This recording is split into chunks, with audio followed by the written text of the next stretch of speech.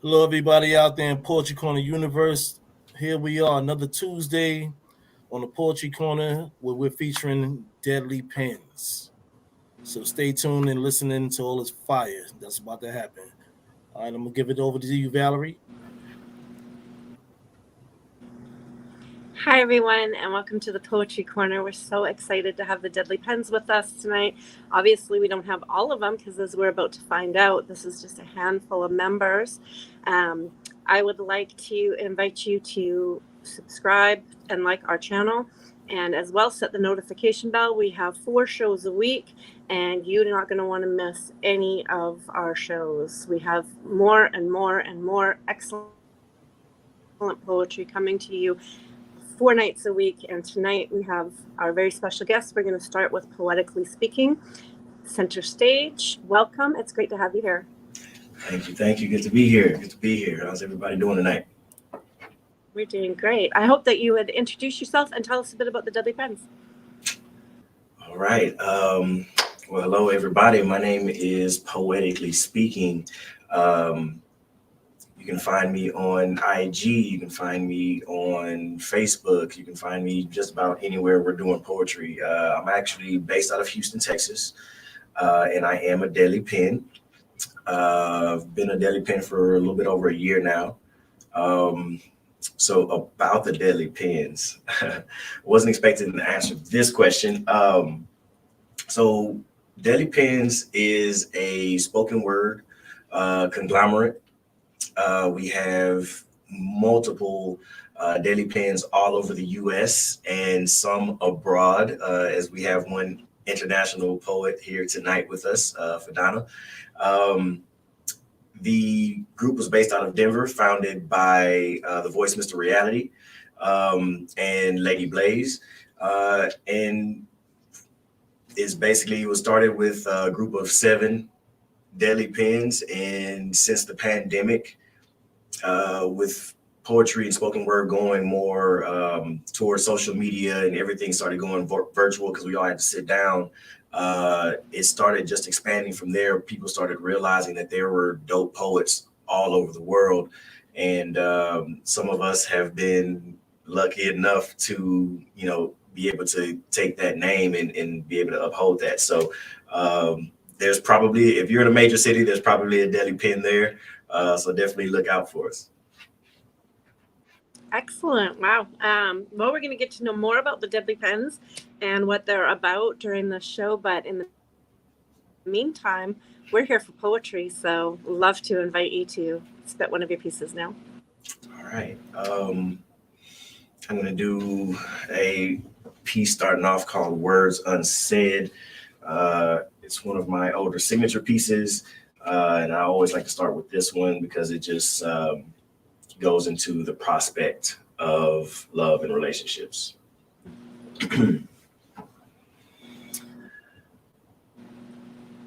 Lonely nights are made of days that came and went their separate ways, from chances missed and words unsaid that run to leap off the tip of my tongue. Instead, I'm frightened of what you might say. In return, my lips tighten and I swallow the lump in my throat till it burns a hole in my chest every time you walk away from me and run to him. And me hoping that you choose me this time has my blood running thin. So my heart, it beats faster like it's racing to its end, pushing closer to the day that we're no longer just friends. These words left unsaid are more than just stories untold, or some thickening plot still yet to unfold. More the tools of the bold used for the goal they're professing. So testing, 1, 2, 3. This one ain't meant to be alone. And 2 is company, but 3, well, 3 is a crowd. So starting right now, I'm screaming out loud that you and I are meant to be together. And I vow no consonant, no vowel, hell, no continent could ever come between us. I vow that no matter how many times your heart's been broken and severed, I'll mend it back together, even if it takes me forever. And to stray, I never. I stay tethered to you. Through the storm and whatever weather ensues, I'd walk like Jesus over troubled water for you, just to show you that my grip, that my bond, just to show you that my bond is stronger than the grip it takes me to pull you from the sea of doubt that you drown in. And through my Father, Those words carry a miraculous faith that commands mountains to move around men. So how can words be uttered so humbly yet astounding, to gently whisper to a cloud and make rain waters pour down, or spring forth waterfalls in places once plagued with barren ground? Well, I tell you. See, even at the lowest decibel, I can assure you that these words are spoken with a power of purpose, making many of our doubters nervous. Because the greatness that we manifest together shines brightly, pushing through the cracks of our outer surface, leaving lurkers sunburnt and blinded by our afterburners. Be reminded that this journey is not for the faint of heart. There will be those that try to smother our flames with salty sands, left to be washed away by salty tides from envy of our lofty strides. You'll see salt arise, see salty eyes feeding seas of tears, puddled on the path of our mountain climb, hoping that we fall from a faulty pride, but no compromise. We will not fall to those who plot demise. Just say the word and we'll waft and glide over the trees until we reach the top of the mountainside where God resides. Just say the word. See, if you only knew how your tongue is strengthened with every syllable read, how it sharpens like steel made for butter knives and guillotines alike. So whether it's love to be spread like a fine butter on bread, or an enemy who no longer desires his head, whether it's staining battlegrounds red or turning the companion's cheek rosy, whatever you do, choose your words wisely, even if they're those that you dread. Because the one thing that your love can't do once my heart's been opened and bled is resurrect the love that you buried alive under the weight of words unsaid, poetically speaking. All right. That was wonderful. That's what's up, bro. Talk that talk. Appreciate it. Thank you. That was wonderful. I'm going to jump over to Yogi John. Welcome. How are you?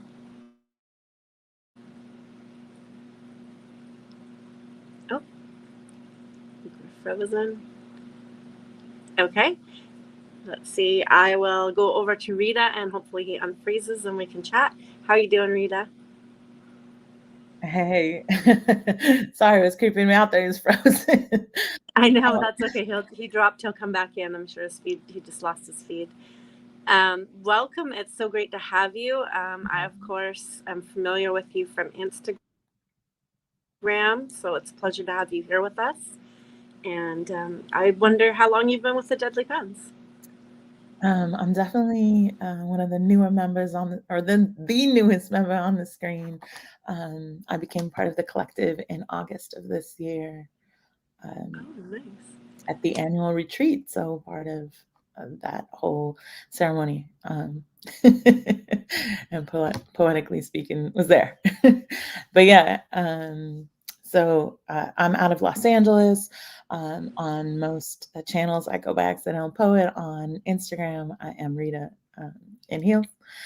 And I could do this piece that's like I haven't done since August, so it feels fitting.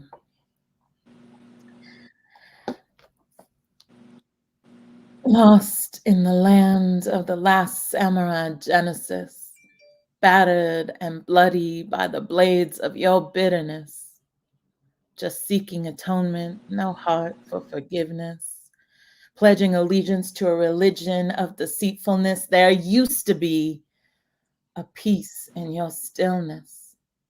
Now I'm desperately drowning in the vast abyss of your darkness.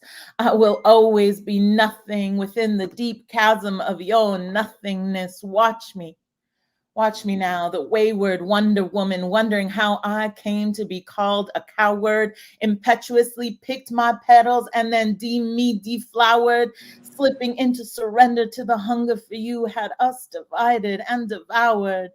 Lost words fell silent in the solitude, and the source simply soured. Living in this sin of omission, the truth of love was overpowered. I'm vaguely familiar with the painful dichotomy of a dream. Light touch on the closed door, heavy steps on the achingly cold floor, everything becoming incrementally intentional when you You began keeping score, continuous, careless concessions, cutting concisely to the core, promises aside of pride, nothing determined is detrimental anymore. The famed fable forgets to mention every tale ends in tragedy on those lost pages that tore now. Now you're the poet tricking and treating my dire destruction as your metaphor. And all I can do is incite these old oaths, because I'm not willing to let you go, not ready to cast that shadow, to play love's widow, to lay down in this field and wilt into a weeping willow, waiting in your waters as I wallow in my sorrow, failing to forsake my addiction to this affliction, pacing my last words to your devastating diction. Hold on. Let me just ask you something before you leave. Does finding fault in our forever make you feel free, even though each sentence pronounced a sentence on me? Behind your bars, our trauma bond would cease to be. There will be no sweet release in this peace if you no longer believe. I told you the ocean was a beast. You said you'd never turn your back on the sea. Never turn your back on me. Never turn your back on me. And that's that piece. Ooh-wee. Go on, girl. There we go. Go get it. That was Setting the definitely, tone. that was nice. I love that. Incredible. Everyone, welcome to the Poetry Corner. We're glad that you could join us. We have the Deadly Pens, or some of them, with us tonight, and we're enjoying their poetry. We're going to move over to Yogi John. Welcome back. Welcome back. Thank you. I had to switch phones real quick.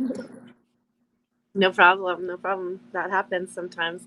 So I'm wondering what it has meant to you to be part of the Deadly Pens. Community. One of the most important things with anything that you're trying to do is community. And these poets, these peers of mine inspire me. They push me. They give me, the extra that I need to go further. And the drive. There's a kind of thing that where we're not competing, but we are competing a little bit. Like we're not really in direct competition, but because we can't do what each other does. But when I hear, Fadana or Queen or Kiani or Rita or poetically speaking, I feel like this, oh, I gotta take it to the next step. I gotta do something else now. Right. Well, it makes sense, right? Because as the saying goes, iron sharpens iron. Yes. Yeah. It's always nice to have that friendly competition to help each other raise the bar and grow together. Yeah. And then the aspect of just being around these people and seeing how all these different colors come together to form this beautiful thing. Lovely. Besides that, we'd love to know where we can find you on social media and if you have anything going. I think you froze again. So, there we go. Perfect. I'm here. Yeah, so, perfect. Yogi John, I am from Philadelphia, PA. I am also in another group called Fourth Period Poetry, where we do Sunday self-care. And we also do poetic reenactments of plays. And I'm also hosting in Philadelphia an open mic called That Poetry Drum with another one of Deadly Pens, the lovely Lady Siren. And we have just did our actual first ticketed event, but we do a small little coffee shop every other Friday. Oh, nice. And so you said that's a ticketed event, so people. So it's one that's ticketed and one that's not. Okay. Well, that's lovely. A coffee shop and poetry it's go called well together in my books. Yeah, it's called That Poetry John. So if you ever come out to Philly, come check us out. Oh, I'm definitely gonna do that. I'm in Cape May. Oh yeah, you're right there. Yeah, no doubt. Definitely. Nice. I'm jealous because I'm way over in Canada, so but that'll be a trip on my list now. Don't worry, I'm Faith. gonna invite. Sorry. Nothing. Go ahead. Okay. I was gonna invite you to jump into your piece.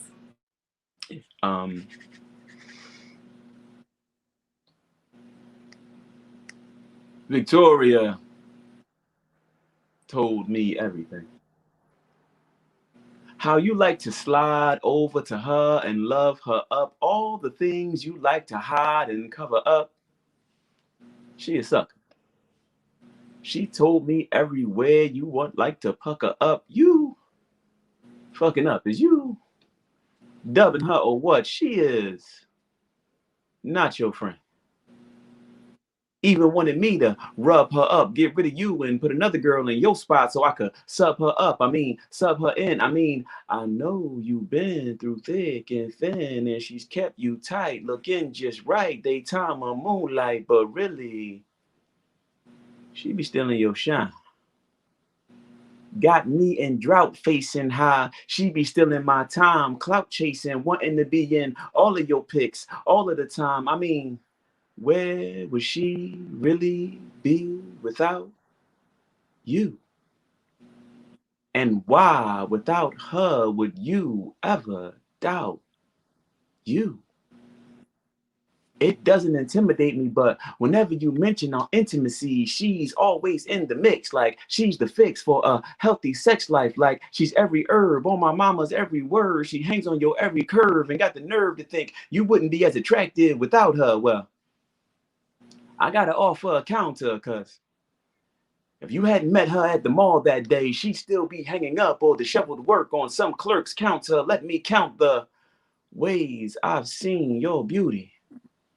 Soldier of love, it's my duty to caress, grip, smack, kiss, and rub on that booty. Got me talking to me, myself, and I like, hey, you guys, I'm about to go goonie. Loony off that ooey mac and cheese gooey. It's no biggie to get you juicy. Giving you all the smoke. Burn you down like a Lucy. Flirting by showing coochie. Put your pussy lips on live. I give you 1,000 boosie. Eating it raw like sushi. Crib dancing your box tookie. Now, I'm not saying when y'all together, y'all not some cuties, but your pretty pleasing presence is sublime and she be getting in the way sometimes. Like, why she always at the crib? Siamese twins, you rocking with her back to back like y'all attached at the hip. Am I tripping? Because whenever we sipping and I'm trying to get you dripping, you run and go get her to slip into your sexy mode like your birthday suit ain't already the flyest and finest sexy clothes. That's your bestie though.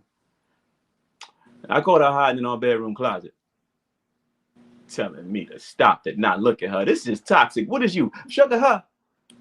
Is she your prophet? Because you act like she's saving you, like her input is saving us, but she be playing you and therefore playing us because she jumped in my DM. Told me she had something for my new girl and my BM. She be telling all your truths in visual clips and sound bites, how much weight you've lost, how much you've grown, exposing your tiger stripes. Vicky be snitching on you, tripping on you, living off you, acting like she's the boss who put you on when really she wouldn't be shit if you hadn't given her ass crack to place her thong you put her on. And your melanated, well oil moisturized thighs are the perfect backdrop to make her seem like she's the prize. But in my eyes, it's always been you. Victoria can't keep your secret, but I can. All right, bro. Definitely hit off hard on that. And some heat there. Great comments. It's lovely to see everybody in the room. Thank you for celebrating these artists with your comments. I know it means the world to them. We are here 4 nights a week, Mondays, Tuesdays, Thursdays, and again later on Thursdays. Do like and subscribe to this channel. Hit the notification bell so that you get notified of all the shows that we have going on. And that's how to make sure that you continue to follow us and see all of these wonderful poets who come through. I am going to introduce Fadana now. Welcome. How are you? I'm all right. How are you? Great, thanks. Great. I am super interested in what everybody's been saying about the Deadly Pens. So I'm wondering, one, how long you've been with the Deadly Pens, and I'm wondering how you feel that it has broadened your writing. I think I've been a Deadly Pen longer than everybody here, actually. But I couldn't tell you exactly when. I just know it happened when it happened. And it was really, really a great honor because I really thought it was kind of exclusive to poets in the United States. I'm in Toronto. So I am the first and only current international pen, which is good because it broadened my right. It like there's a little bit of pressure that comes with that. Like I'm representing a whole other country. And respectfully, you're not about to play with Canada's pen in my face. So, Right. so yeah, I definitely, I feel like, these people, they push me because they're amazing. And when you're, sitting with amazing people, you also have to step up and be amazing as well because iron sharpens iron. So it's amazing. Absolutely. Well, thank you for that. Yeah. So let everybody know where you are. I know you just said you're in Toronto, but let everybody know what you have going on and where they can find you on social media. And then go ahead. The stage is yours for your piece. Okay. Hey y'all, I'm Fadana. You can find me on social media at FEFEWRITES. I be writing sometimes, and apparently I heard I'm kind of nice with it. So definitely get up on there because I do have some projects coming up, and you want to be the first to know. So yeah. The love gets buried with the body. He lays a fragment of time, expiring and aging for all of the years that he couldn't. Maybe that's why he looked different, looked like a drawn version of the person they cry for. Because once soul takes its feet and climb planes of afterlife, the remainder of humanity looks like a bleak imitation, a child-drawn image, a face melting into what it wants to call earth, but it's just a case covered with a white blanket to pretend the breeze or the decay won't get through. So they bury a box, praying the treasure within remains whole, and hold onto the hope that heaven is a penny too poor to reject souls lost to bullets. On November 23rd, 2019, at 4:45 p.m., before time has prepared afterlife for them. There is anger here. Questions to a God who turns his head the other direction, to not face the humanity of self-destruction, because if everything was made perfect and in his image, why does the remainder of humanity look like a bleak imitation, a child-drawn image? Why give a gun the power to open its mouth and scream as if destruction doesn't follow self-expression? There are tears here. A grandmother lays in the graying of the life she would give up 10 times over to not have to lay to rest the last of her legacy, so she wails. And we feel wind escape her body as if spirit looks for leeway and thin veils between dimensions to touch her one more time. I wonder if he waits for her. See, there is denial here. A girl with glossy eyes, refusing the tears that lurk about, swallows the ocean in her soul and regurgitates the salt in what sounds like dry throat conversations, floating, because why admit that something that looks like a bleak imitation, like a child-drawn image, is 5 years of meditating in a bedroom where incense and tongues wrote poems on her womb? Why admit that her soul was tied and this feels like both prison and an escape? This feels like purgatory. There is grief here. A mother remembers 27 years prior. She laid a young woman waiting for the first cry of a newborn she'd never get to say final goodbyes to. So She holds onto her hands, the same ones that bid his blood goodbye, held him while Creator took custody. She lays on his pillow, taking in the final fragments of his scent, because the body in the case is like a bleak imitation, like a child-drawn image of the art that love in a quiet man created. There is love here. A father holds his broken heart in his hands and lays it like flowers on the goodbye that he smoked into the clouds, because you can't face reality with a sober mind. This is the perfect time to not be present, because the sound of gunshots will be the lullaby that haunts the dreams he refuses. Fireworks. He thought they were fireworks, because why would November be anything less than pre-celebration of surviving a year that wasn't supposed to end in heartbreak? There is laughter here, because what else can irony be than forever and always ending at the blink of a bullet to the neck? Why does the remainder of humanity look like a bleak imitation, like a child-drawn image, and an I love you that I forgot to say? Oh man, Great imagery. that was definitely dope piece. Really wonderful. Thank you for that. That was absolutely incredible. Wow. I'm wowed by this whole group, and we still have more to come. I would like to take this opportunity to thank our producer, Quentin Ford, who is behind the scenes, quietly working away so that we have a flawless show to bring you. So thank you, Quentin. We're going to continue on. Queen Kiani, super excited to have you join us.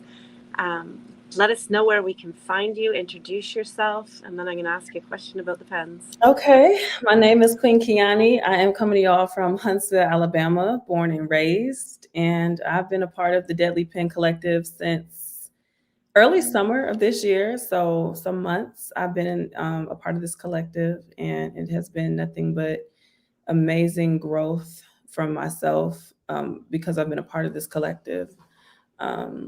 I always appreciate the feedback, the genuine love for poetry that exists within this space, and all of the different talents and gifts that we all have outside of poetry that further pours into our gift here. So, Excellent. So tell me, what is the best part of being part of the Deadly Pens? honestly, it's an awareness that the poetry that I have is beneficial, and also it's a reminder that there are poets out there that not only are better than me, but that can pour into my gifts too. I feel like we all have strong suits. It's amazing how we were all selected. Everybody has their lane that they're extremely strong in, and we just come together and feed into each other. And I really enjoy being able to get some good feedback from my fellow peers. So that sounds wonderful. It is important. That's great. Thank you so much. I'm going to invite you to share a piece with us now.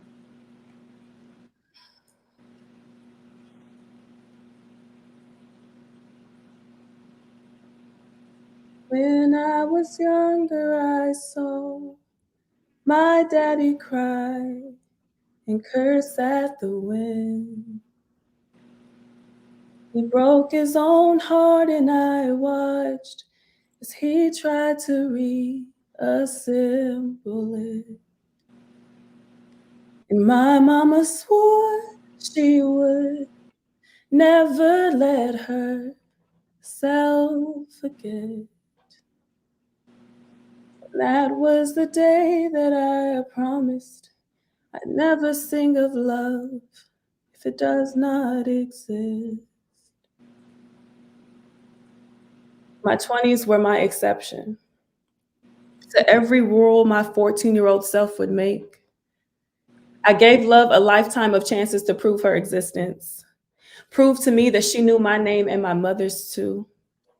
But she spit me out of her mouth twice in my 20s, left me belly full of babies and heart missing pieces, loved it and cared to prove herself, only gave me glimpses of her smile, took me long walks on a beach in Panama City. I thought love was missing me back in Birmingham. I thought love lived on Valley Drive and had a heartbeat, the rhythm of hip hop. I thought love was a 23-year-old Black boy trying to figure out how to be man, how to love me like his mama loved his daddy and not the other way around, because he understood early on the concept of a mother's love. And I have my own boys now who I'd melt the Milky Way for. And although I never planned to be mother and moon in my 20s, what I do know is those who don't show up to my 30th birthday will have missed out on quite a show, because in my 20s, I tore my heart in half, even changed the structure of my anatomy in an attempt to bend over backwards for niggas who wanted nothing to do with me. And wasn't I a fool? The best you'd ever seen. How I turn and twist and switch my hips in desperate attempt to gain myself appealing, seem desirable, to feel wanted. See, this performance isn't anything special, isn't anything grand or original, but ain't it entertaining to watch a girl break breathless for boys who don't possess the intelligence to piece together her puzzle? Some call it stupid. Others with grace would say a twisted trauma response, and I can admit I needed my daddy more. Never figured out which dance movements made him most consistent for me. I am still dancing for his attention on top of his grave, begging for a sign from the ancestors that my daddy still dreams of me in the afterlife. I ask for answers when I pray. Beg for burdens to be lifted when I write. See, I've been trying to outperform my shadow, but the bitch just keeps dancing, and so do I. I flaunt my hips in hopes of hands to find me happiness, hold me holy, find my body a church, a temple worth protecting. Those who don't stick around long enough to watch me become women will have missed out on quite a show. I've been a twirling tulip since 12, lost an abundance of audience members along the way because I took too long to get to the plot. They got bored with me and missed the best parts of me. The ones who don't make it to my 30th birthday will have missed out on a hell of a show. And I just know that God will give me standing ovation, use me as example to angels to rationalize, letting Eve eat the apple, letting Adam follow suit. See, my father's last Facebook post read, "Is it better to have loved and lost than to never have loved at all?" And I would tell him that it's worth it.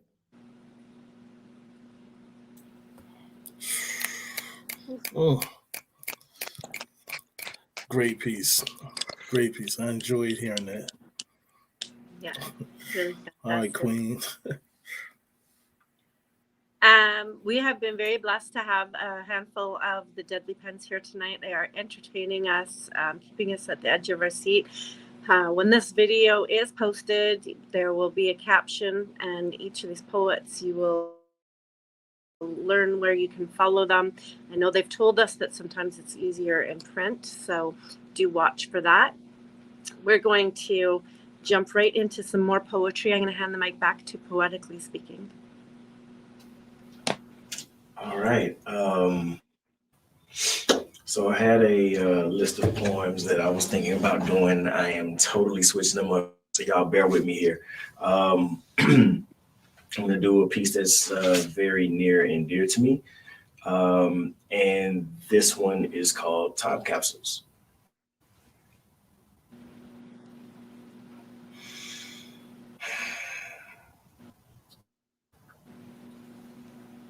We lowered you into the ground that day, slowly. Roughly 2 gut-wrenching seconds every second. Believe me, I counted down Mississippi. Tears, Mississippi. The final blow of the realization that you were actually gone. Mississippi learned me a thing or two that day. That even the grandest of rivers couldn't hold streams of tears people cry when they lose someone they love. And that sadness, well, that sadness could be measured in feet. That 1 foot could break a person, but 6 introduced me into the world's infinite array of sounds, sounds that I never knew a human could make. That day, even I screamed that echoed off marble slabs and reverberated amongst the clouds, pleading for just one more spoonful of seconds with you. I stood surrounded by cries of disbelief, divine betrayal, and the defiant refusal to let go, all in a tongue only mourners speak, a remorse cold only God can.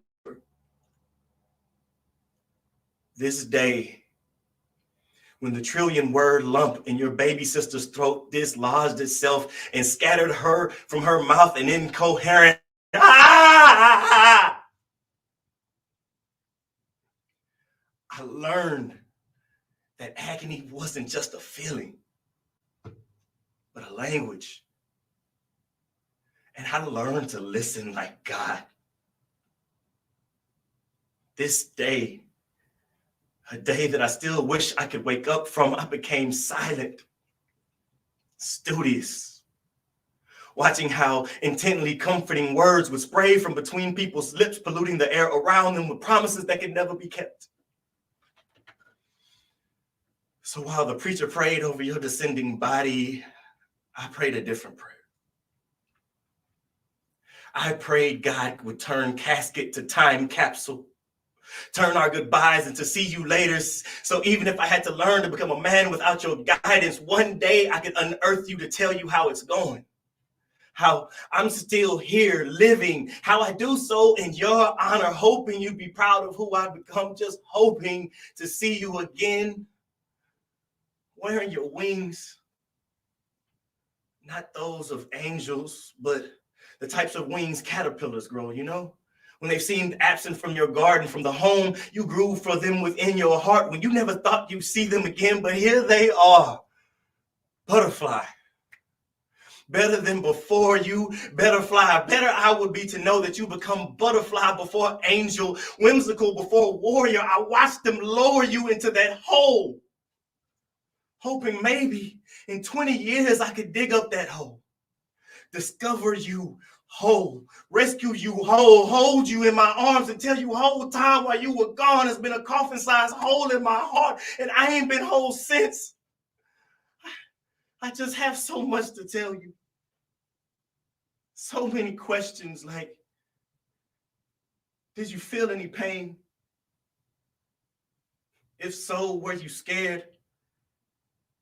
Are you mad at me for not being there in your last moments to say goodbye? See, my mother told me it was a drunk driver that despite your faith, Jesus declined to take the wheel. Instead, that wheel of misfortune stole our last seconds together. That wheel robbed us of your beauty. And I begged, believe me, I begged to see you one last time just to tell you that it was okay. To tell you that if you said so, I wouldn't be scared. That I could be the pillar of strength that my family needed, but I was told I was too young to see you in that condition, that you were unrecognizable. And that one last goodbye would come at the cost of childhood nightmares.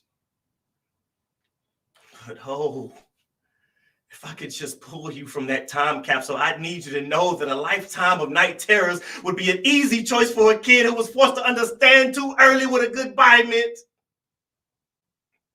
How important your after wild crocodile in response to a see you later alligator would have been to his 39-year-old self, still holding back crocodile tears. Maybe we would talk about happier things. About the stuffed Care Bear you gave me when I was 5.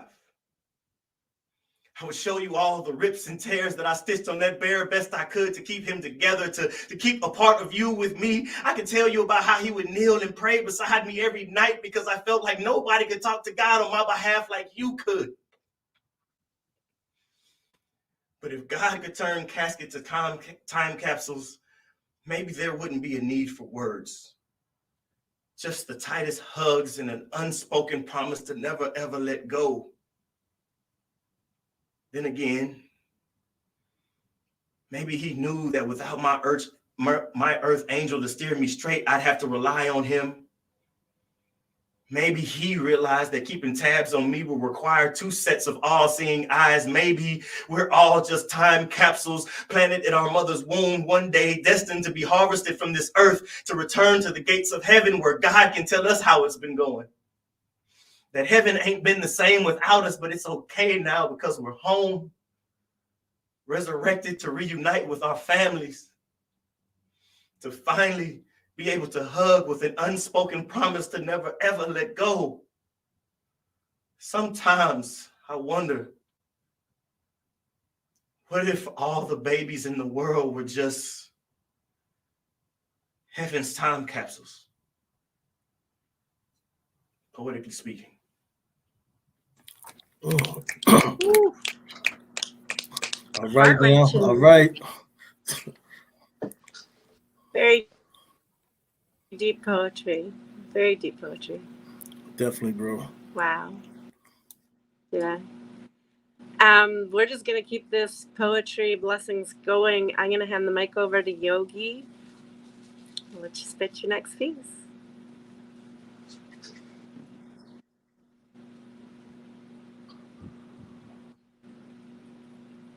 Gotta let that breathe a little bit. That was crazy. Mm-hmm. It was.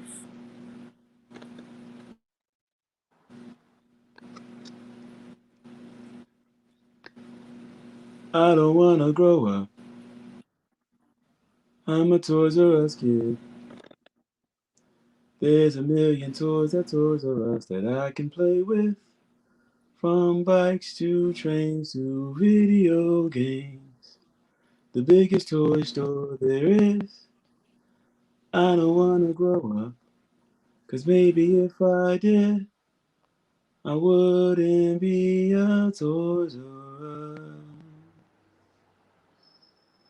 Excuse me for not getting it, for not knowing how delicate of an African violet you were. I didn't grow up being trained by a florist.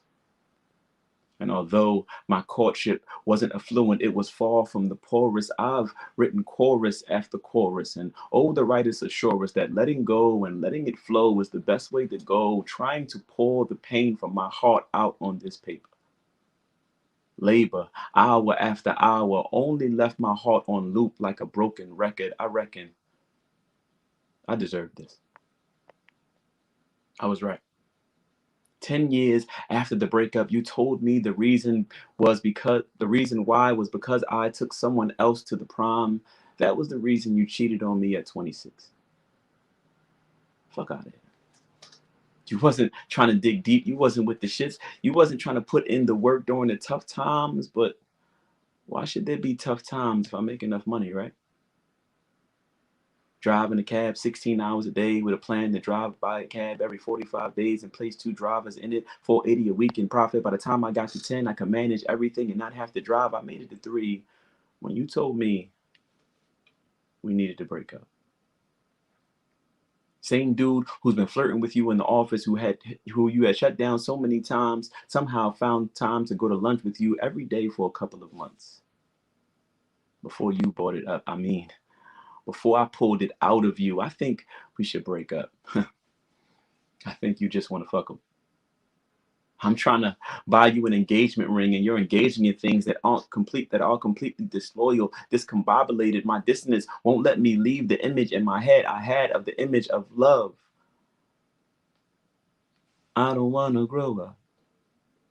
I believe love's the shit.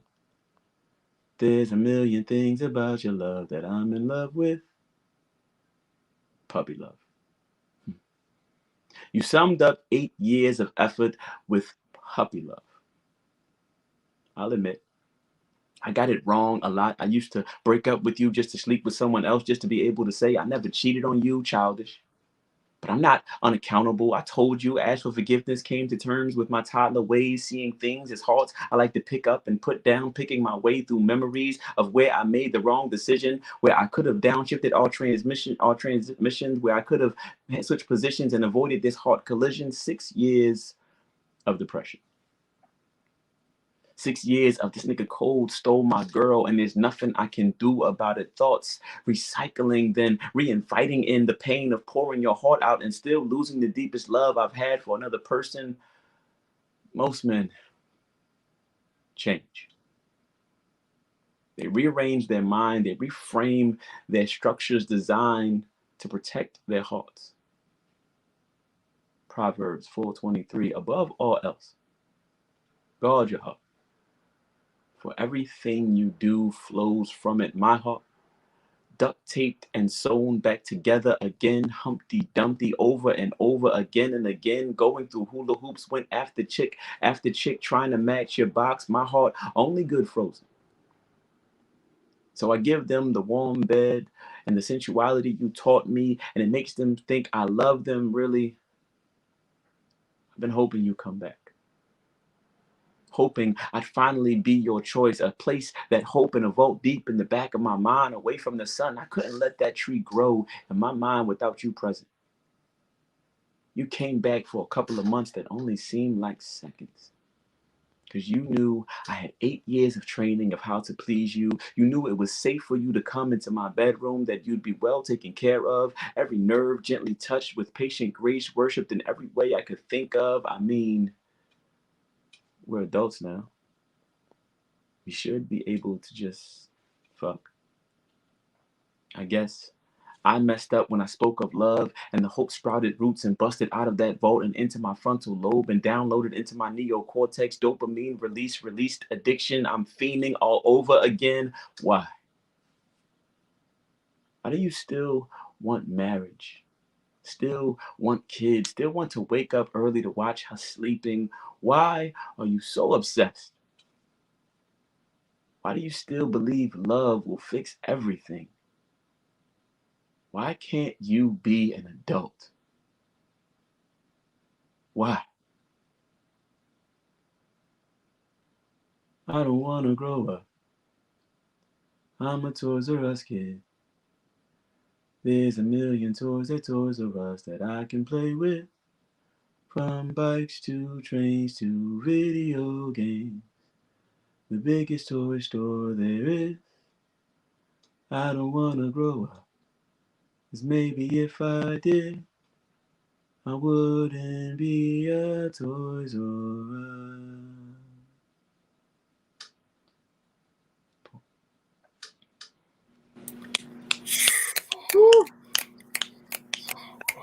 All right, bro. That's what's up. Definitely a Very dope piece. vulnerable. Very vulnerable. Great piece. Very deep. Incredible. Incredible. Yeah. We are with some of the deadly pens. I consider you all very deadly. You are entertaining us. Wow. Floored. Very, very, very, just no words. I can't even think of the adjectives because you guys are just great. And I'm going to hand the mic over to Rita now, the accidental poet. Hey. Lots of heavy. I'm trying to decide if I'm into heavy. Okay. Let's do a little less heavy. So this piece is called Lost in the Sea of You. The truth of it is that the ocean is never still. Under the smooth surface, it's always in motion. Waves constantly triggered by energy passing through water. I stood still in the dark magic of the night, at the edge of the swell of the sea, the cold kisses of the breeze caressing me, the rub of the grains on my feet, sanding down my defenses, beckoning me to become one with the lips of the shore, the smell of the ocean air flirting with my feelings, calling to my salty tears to come on home, the rolling tides waving me in. You see, small currents are created by the friction between wind and surface water. But these deep riptides were built on the primal relationship of the ocean and the moon, a pull that feels gravitational, a natural exchange of energy, the very basics of physics and chemistry, my base instincts forcing me to breathe it in. I inhaled the sharp shards of the ghosts crowded in around me, of every broken piece of glass longing to be softened by the salt water. and I exhaled it all out into a jagged shout, a scream that was summoned from my very core, that emptied itself out onto the oncoming crest, the crash of the water echoing my thunder, a rogue wave that signals a storm like a tsunami that's created by a disturbance deep, deep under the surface.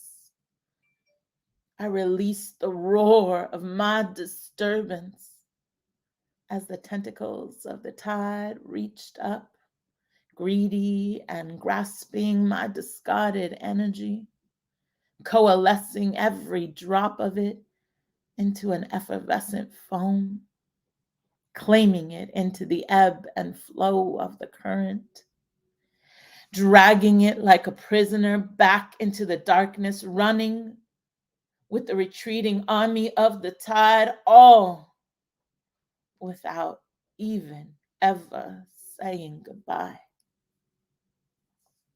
And that's that piece.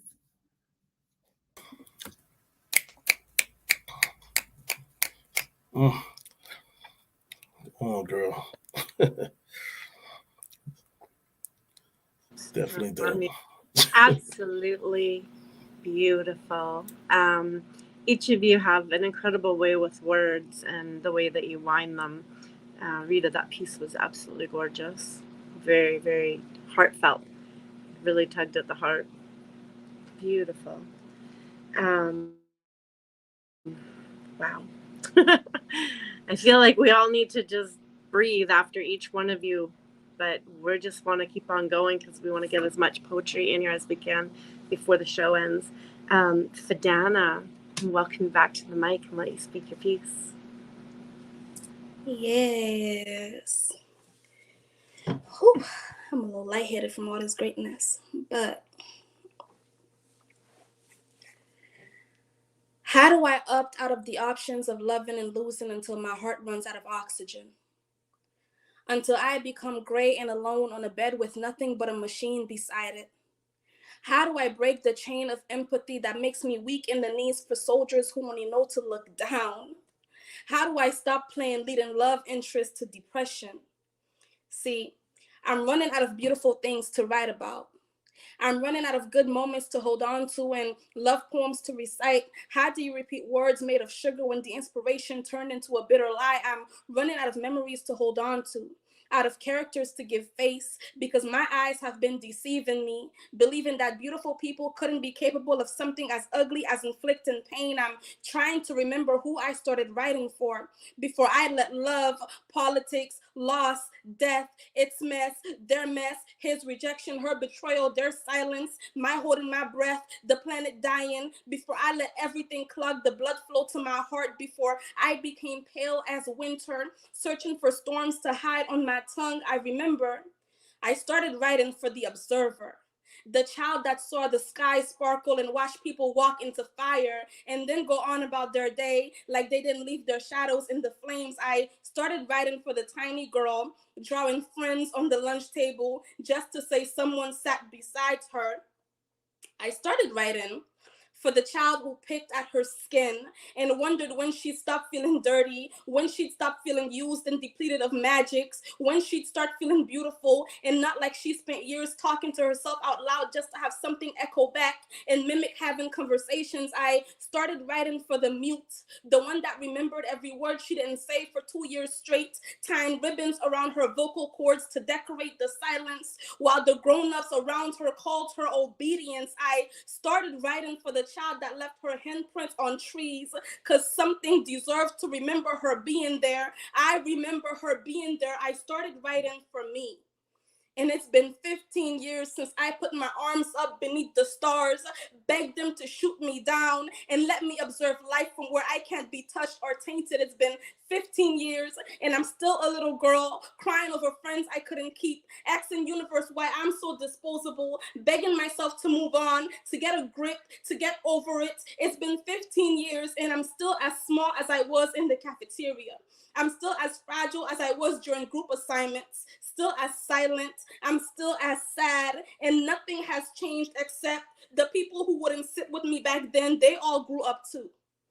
It's funny how seconds of adulthood corners you into a child's mind for months at a time, and you can't figure out how to escape and exist in the presence. You can't figure out how to not care like everyone else did, how to be asshole, how to be shitty, how to not say sorry for imposing presence that was always meant to sit alone, always meant to write stories, always meant to be bleeding heart from paper cut and chest cavities. I can't figure out how to move on.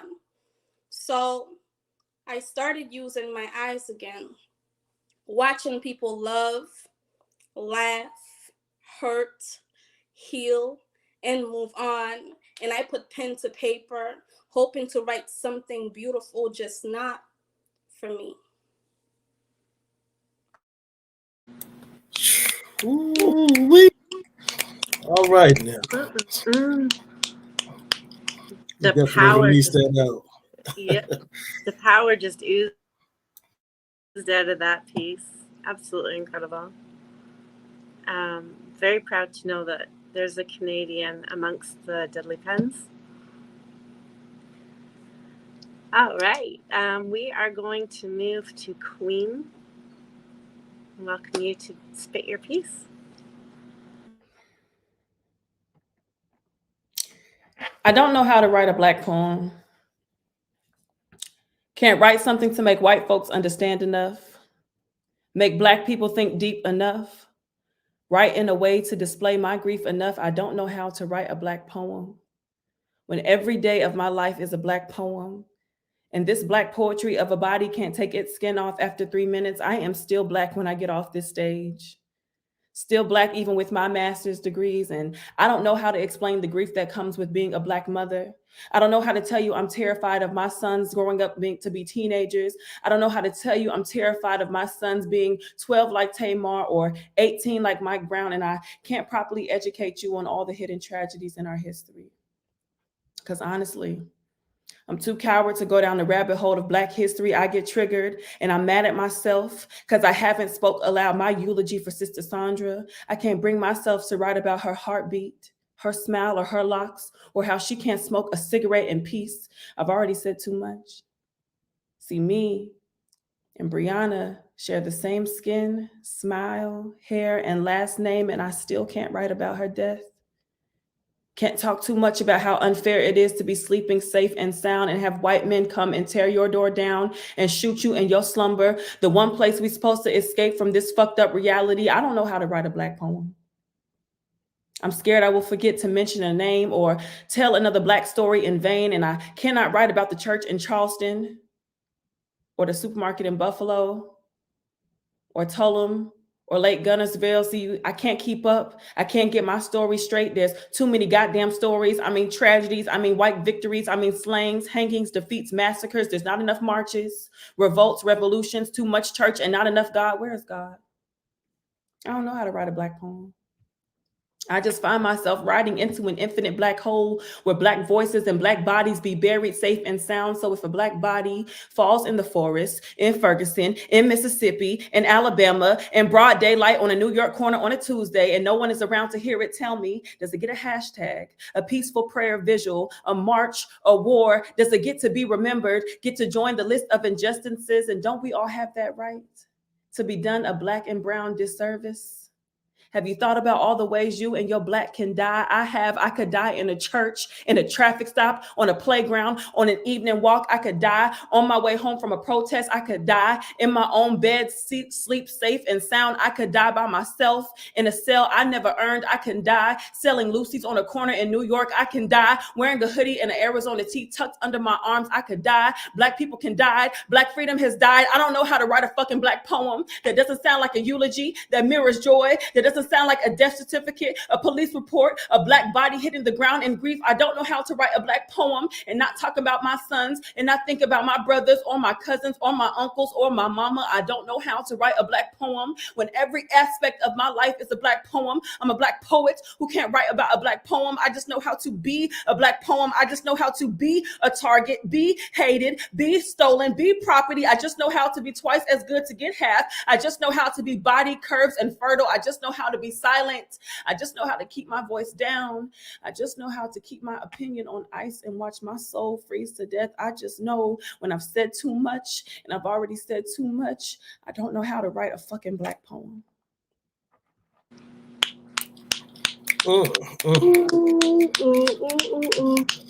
What a whirlwind. Love that piece, Queen. That was a statement piece and an incredible, if you will let me say, an incredible holy shit piece. That was just incredible. I would like to thank you all. It has been such an incredible pleasure to spend this evening with you in poetry, to learn more about the Deadly Pens, and to hear your incredibly talented and powerful poetry. Learn where else we can find you on social media. I know that people after watching this are going to be running to find you so that they can get more of your work. So I can't thank you enough. Your vulnerability just shone in your poetry, and I think that's what made it so just an incredible new depth. You are very talented and obviously deserving. Thank you. So once again, we are the Poetry Corner. I would like to thank everybody for joining us, whether you took the time out of your day to watch us live, or if you will be catching us on replay. We're so thankful for the Deadly Pens to join us. Next week we have more poets and another group that's going to join us. I'm Valerie Lorraine, your co-host. I'm an editor, a content creator. I'm a poet. I'm the author of Falling and My Life Untitled. I'm a live host on YouTube and on Instagram, and I'm the curator of Origin of Thought page on Instagram. I would like to thank once again our producer and our host. So our producer is Quentin Ford, and our host is King Atterbury, or Joel. Joel, I would like to welcome you to take over the stage. I'm hoping that you share a piece with us before we close out. All right. My name is Joel Washington Atterbury, stage name King Atterbury. I host the Epiphany Show, King and Queen's Quarters, on Monday nights at 9 p.m. Also host the show on Monday nights with Poetic, who's a part of the Epiphany family, the Eastside Connection. I'm also a part of the Los Angeles group of Poets, Verses, and Vibes, where we host West Side Connection out there. I'm the only East Coast guy on the West Coast team when I feel like Tupac. But yeah, so Thursday nights, we do the King pop-up show, and we right here on Poetry Corner on Tuesdays. So I'm going to engage y'all with a piece. This is titled High Steppin'. Scenery colder than winter, sometimes remembered. Nighttime temperature, elevating warm tempers. Neighborhood quiet, only guys playing the corners. Keep all eyes open unless you want to be a goner. Stone faces moving, a bunch of Rushmore figures. Time might be up, better run before they stick you. Street claim lives of innocent bystanders. A lot of areas have footage of half-detected cameras. Spin a block under lampposts where shadows breathe. Also the cops breathe because of what they eyes see. Hurry up and get to where safe haven is secure. Never know what is in store if you knock on the wrong doors. King. Thank you. Thank you. I'd like to welcome everybody in this room to stay in the room after the credits roll. Thank you, King. I'd like to give a nod to you for having 20 books out, all available on Amazon, and 3 more coming in the next few months. So I have a double release coming out next week. So stay tuned for that. But I also like to say I like to thank the Deadly Pens for showing up tonight and doing the damn thing. You know what I mean? Y'all all fly and dope.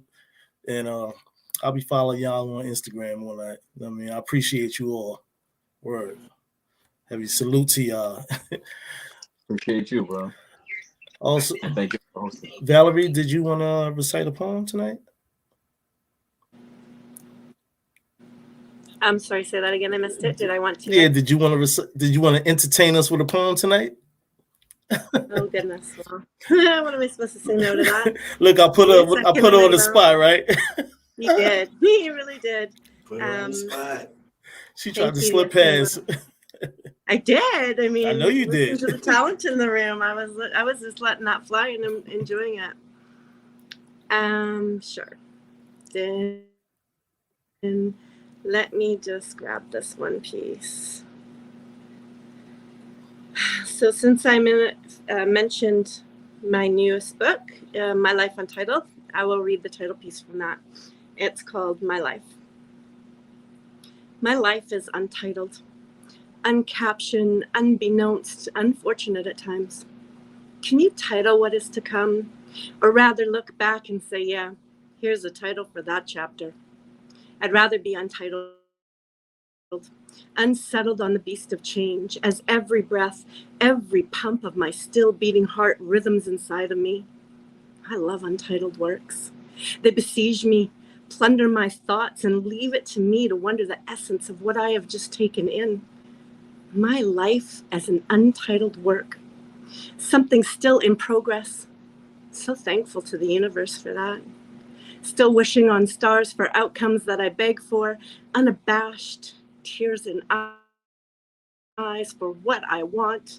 I want, wanton, want so badly, tasting among mornings of toothpaste and coffee until my eyes close to the likes of dreams filled with want.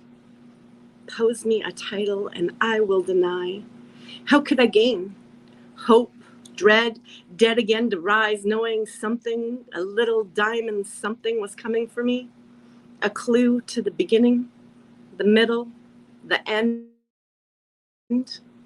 If you give me a title, then when it comes, say the end, so that I know then too. I love untitled works. It's up to me to play it out with the help of all I truly love. The sunshine, the stars, the moonlit nights, the ocean, sand and toes and surf sounding in my ears. If a title makes me who I am, then I will be nothing and finish out as I came in, nameless. Valerie Lorraine. All right.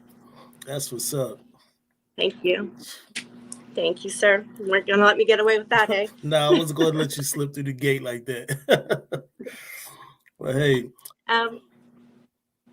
Once again, thank you so much to the Deadly Pens. You guys just blew up our mics, and we're going to have to recover for a little bit. True facts, true facts.